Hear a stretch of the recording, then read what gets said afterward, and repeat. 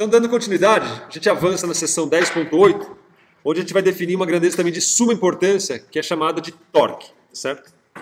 Então, como a gente observa no nosso dia a dia, ao a gente abrir uma porta, por exemplo, a gente nota que a maçaneta ela fica o mais distante possível, né, da dobradiça. Por que será que isso acontece, né? Para a gente abrir uma porta, necessariamente, a gente precisa aplicar uma força, tá certo? Mas aonde a gente aplica essa força e a direção que a gente aplica essa força também é determinante aí para facilitar a abertura dessa porta. Então, não basta simplesmente ter uma força ali para você colocar um objeto em rotação. Tem formas de você aplicar essa força que vão ser muito mais eficientes do que outras, tá certo? Então, a direção que você aplica essa força e aonde você aplica essa força é algo que é muito relevante. Se a gente aplicasse, por exemplo, no caso da porta, uma força perto das dobradiças, ou mesmo com um ângulo diferente de 90 graus, é fácil de você perceber que você vai precisar aplicar uma força muito maior para colocar esse objeto para se movimentar, ou seja, para abrir essa porta. Então, a posição e a direção dessa força é crucial. Então, vamos ver um exemplo aí para a gente tentar entender o que se passa. Então, suponha que eu queira colocar um objeto para rodar. Então, eu tenho um objeto aqui. Está aqui esse meu objeto. Está aqui o meu eixo de rotação. E eu vou aplicar uma força aqui que está na borda aqui desse objeto. Nessa posição P. Está aqui minha posição P. Eu vou aplicar essa força numa direção que é aqui, por exemplo. Então está aí, estou aplicando uma força e quero pôr esse objeto para rodar. Então o objeto aí está livre para girar, tá certo? Em torno do meu eixo O, que no caso aqui é perpendicular à seção reta do objeto, tá certo? E a gente aplica então uma força F aqui, nesse ponto P, tá certo? Cuja posição aí em relação ao O é definida por um vetor aqui, vou chamar esse vetor aqui de um vetor R. Então esse R é a posição aonde eu estou aplicando essa minha força. Além disso, né, o ângulo entre esse R e esse F aqui, então tem um ângulo aqui, ó. Está aqui o meu R, né, a continuação dele. Esse ângulo aqui eu vou chamar de φ. Então esse é o ângulo entre o F e o R vetor. Muito bem. Para a gente determinar o modo como o F provoca uma rotação em torno do eixo de rotação, a gente vai separar a força em duas componentes, tá certo? Então a gente vai separar a força numa parte que é radial, mais uma parte que é tangencial. Vou chamar isso de direção de R versor e vou chamar isso aqui de T versor. Então, está definida aí em termos de duas componentes, a parte radial e a parte tangencial. Então, só para enfatizar, o FR é minha componente radial e o meu F de T é uma componente tangencial. Então, a componente radial ela atua na direção de R versor e a componente tangencial ela é perpendicular a R versor. Ou seja, vou desenhar elas aqui, ó. Então, defino aqui uma componente FR e defino aqui uma componente aqui que é perpendicular ao meu R.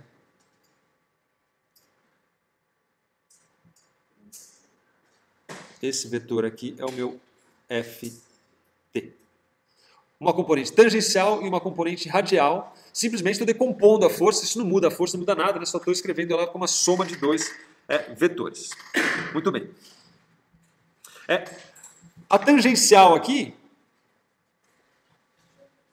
é que é de fato a responsável pela rotação, tá certo? Se eu aplicar uma força que é paralelo ao raio, ela não vai, em forma alguma, causar uma aceleração angular, tá certo?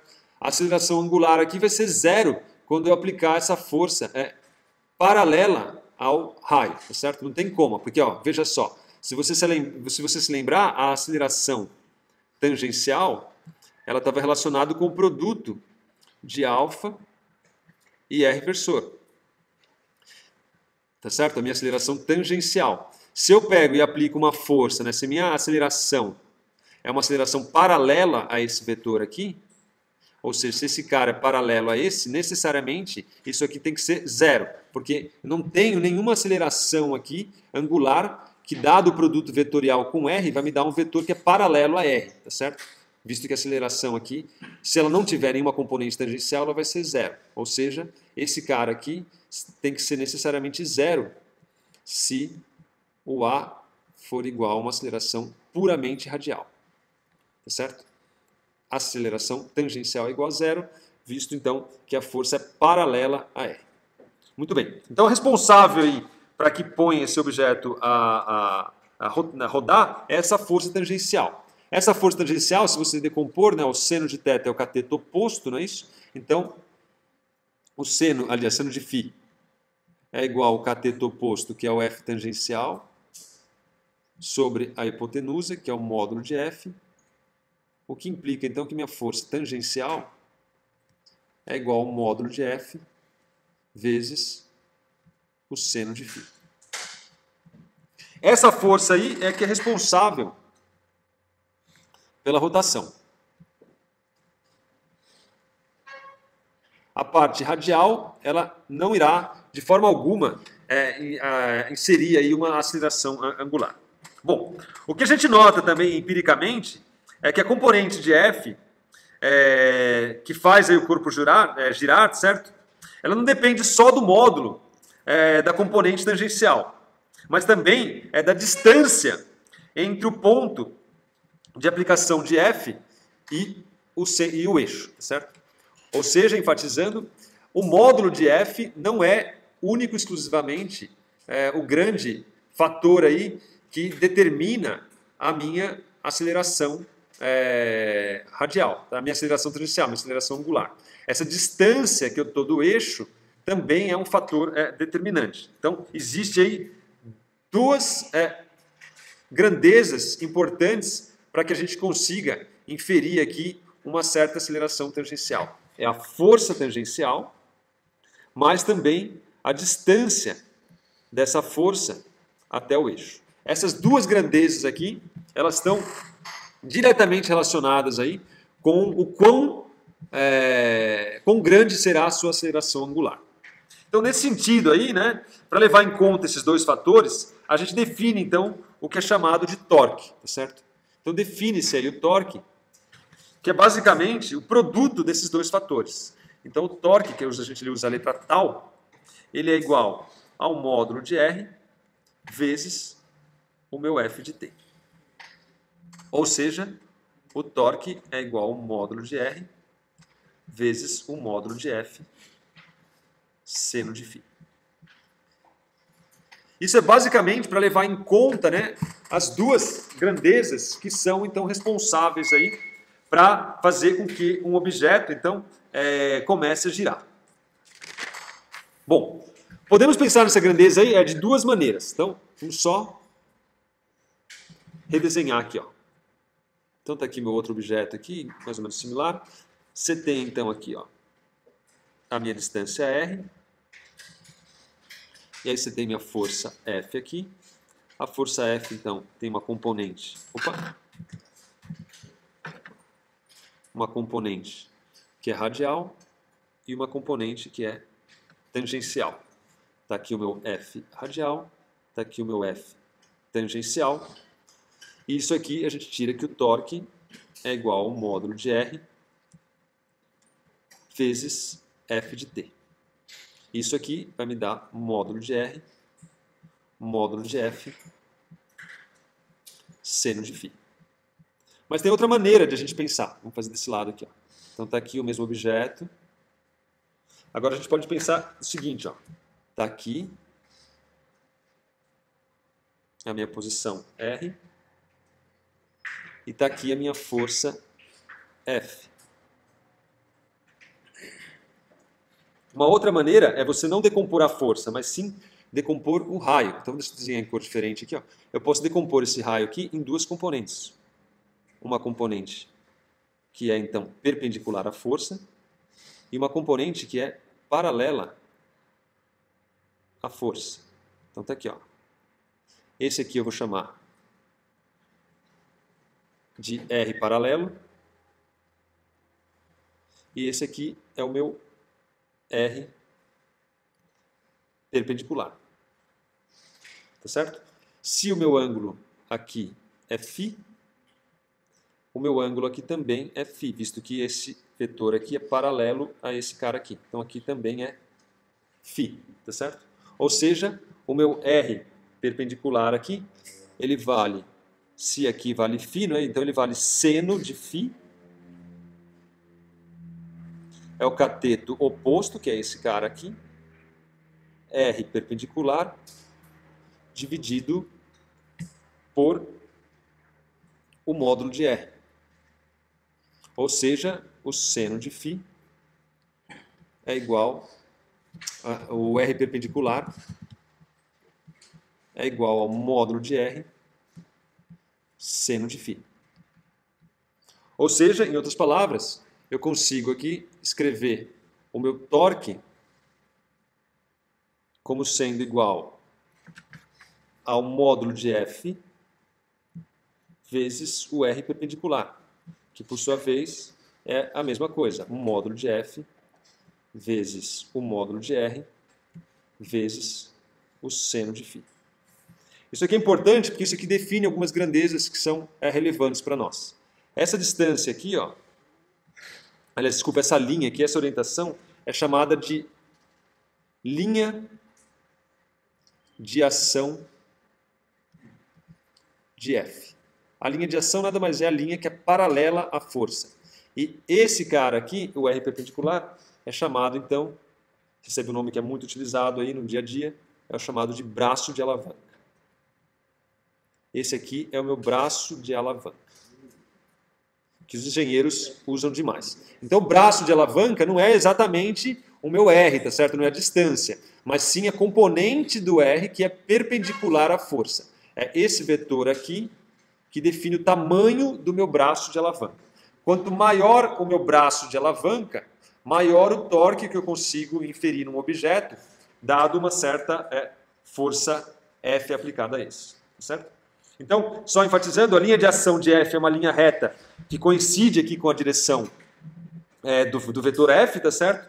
E a componente do vetor R aqui, que é perpendicular a essa linha, note que aqui você tem um ângulo de 90 graus, que é chamada então de braço de alavanca. Tá certo?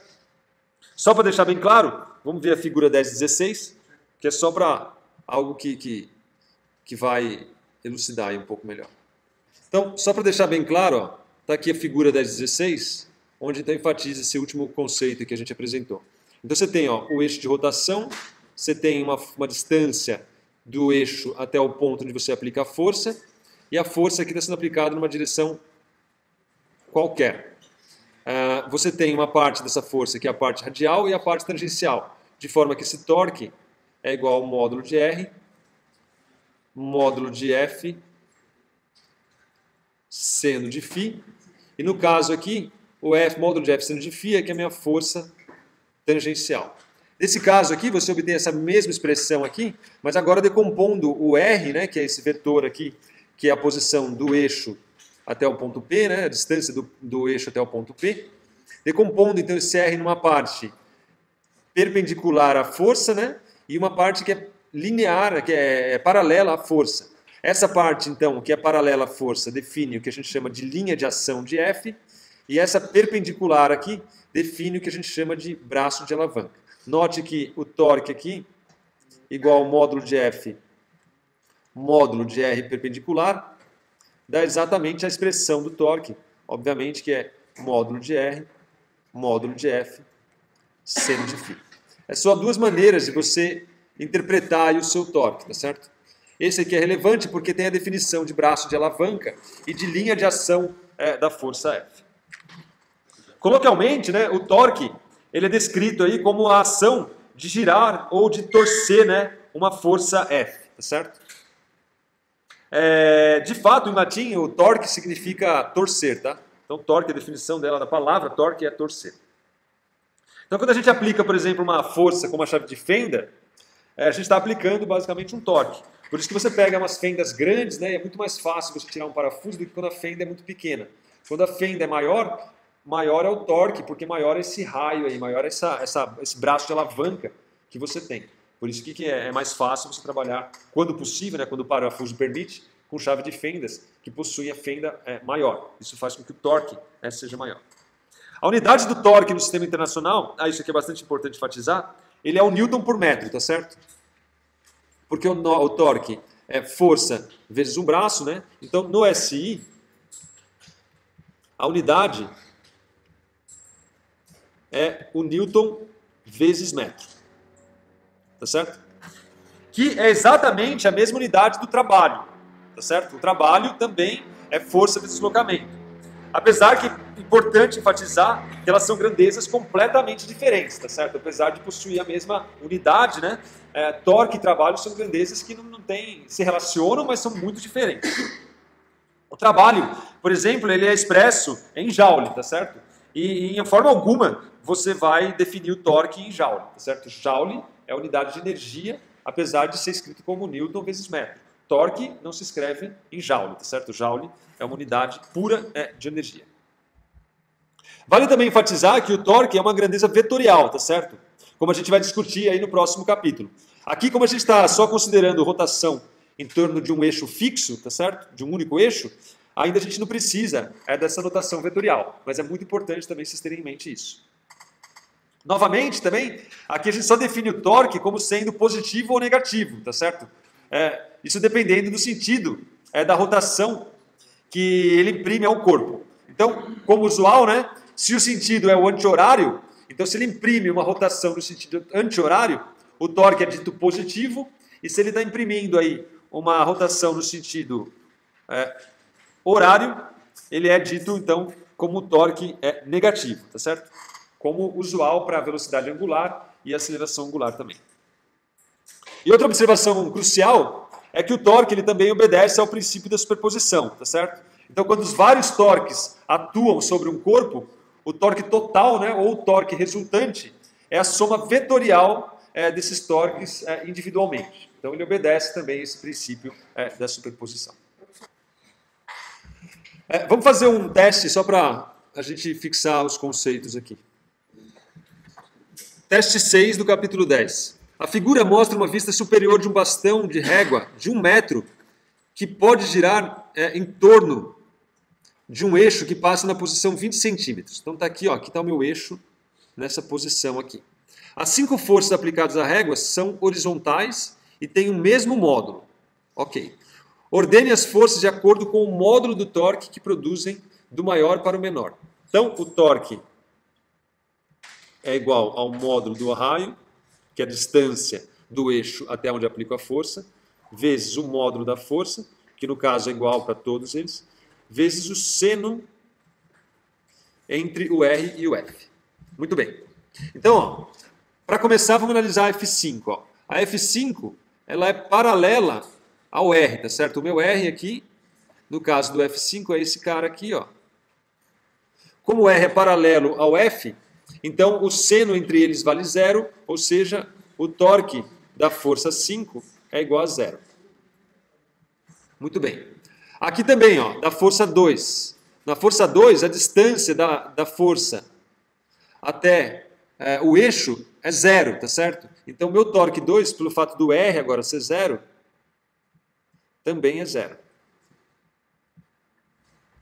Aí você tem um F4 aqui, ó. O F4 você tem um certo ângulo entre a força e o raio, que é esse ângulo φ aqui.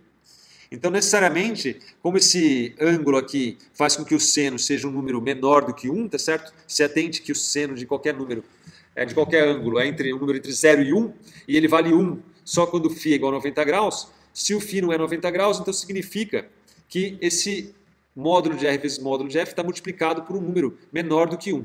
Então, certamente, o torque 4 ele é menor em módulo do que o torque 3, porque eles têm também a mesma distância, né? Eles estão aplicados à mesma distância. Note que também o F1 está aplicado à mesma distância, né? Enquanto esse raio aqui é 20, né? Vai de 20 a 40, esse aqui vai de 20 a 0. Então, em módulo, o torque de 1 é igual ao torque de 3, porque os dois atuam em 90 graus com o mesmo braço, tá certo? Então, um módulo do torque 3 é igual a um módulo do torque 1. Então, ordenando aqui, né, de acordo com do maior para o menor, então o menor é o T1, é o torque 1, que é igual ao torque 3. Esse aqui é maior que o torque em 4, que por sua vez é maior,